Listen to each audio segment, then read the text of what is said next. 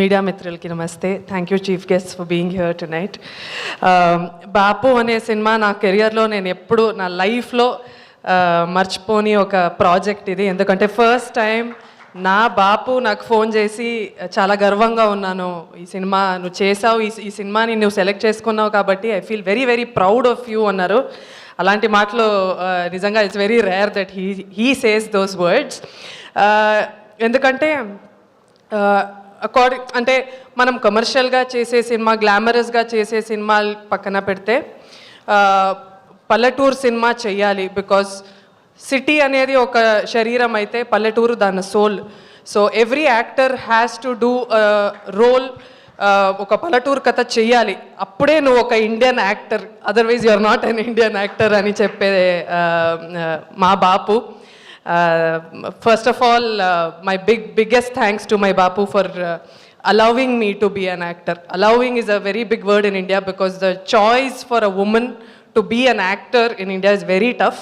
మాకు IAS IPS కూడా crack చేసుకోవచ్చు, కానీ అమ్మ నాన్నల్ని ఒప్పించడం, వాళ్ళ చుట్టాలున్న వాళ్ళని ఒప్పించడం చాలా కష్టం. అలాంటప్పుడు ఒక 10 years బ్యాక్ నేను వేరే ఊరికి వచ్చి షూటింగ్ చేస్తున్నప్పుడు మా నాన్నకి ఎంతో భయం ఉండే. అంటే రాత్రంతా నిద్రపోయేవారు కాదు. హీ యూస్ టు అయినా నాకు ఒక్కసారి కూడా ఫోన్ చేసి ఏంటి ఎక్కడున్నావు, పర్లేదా, అంత సేఫా అని ఆ భయాన్ని నాకు తగలకుండా చూసుకోవడం. చాలాసార్లు నిద్రపోకుండా నేను నైట్ షూటింగ్ వెళ్తుంటే నిద్రపోకుండా ఉండడం, ట్రావెల్ చేస్తుంటే.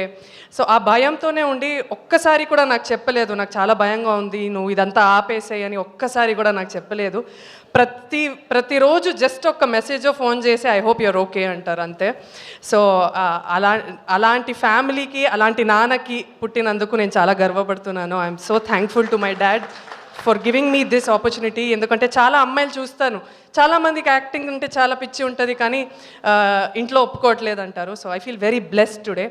బాపు అనే సినిమా నా కెరియర్లో అంటే బిఫోర్ బాపు ఆఫ్టర్ బాపు అని ఉంటుంది. ఇంతవరకు కామెడీ అంటే చిన్న రోల్స్ చేసే నాకు ఇలాంటి క్యారెక్టర్ నువ్వు చేయగలుగుతావు అనే ఒక పెద్ద భరోసా ఇచ్చిన దయా గారు, కామ్రేడ్ ఫిల్మ్ ఫ్యాక్టరీ ప్రొడ్యూసర్ మన రాజీ గారు, thank you sir, thank you. I cannot thank you enough for giving me this role.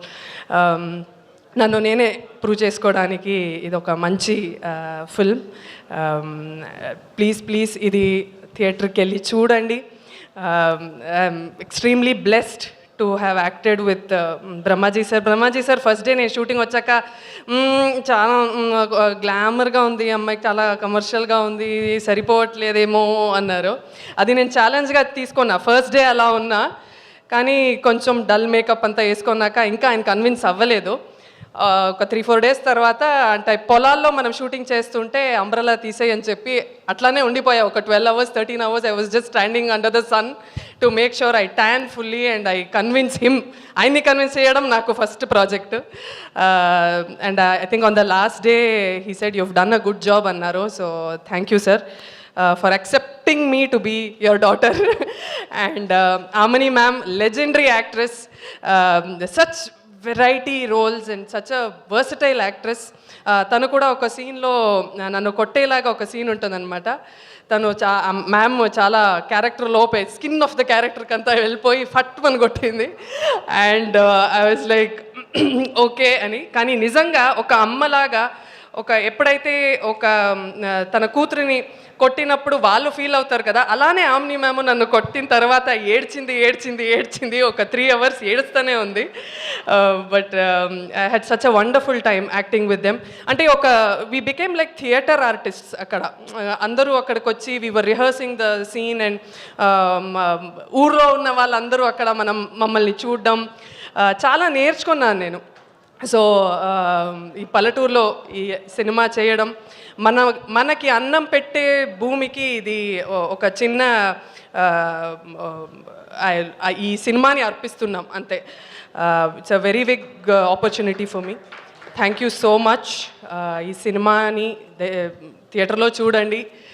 నచ్చితే అందరికీ చెప్పండి, నచ్చకపోతే మాకు మాత్రం చెప్పండి. Thank you so much. Thank you Dhanya, thank you so much. And Mani and Abitha please stay back. మీకు flight ఉంది కాబట్టి మేము మిమ్మల్ని వదిలేస్తున్నాను తొందరగా. Thank you Dhanya Balakrishna. And నా అలాగే ఈ కార్యక్రమానికి విచ్చేసిన బేసికల్లీ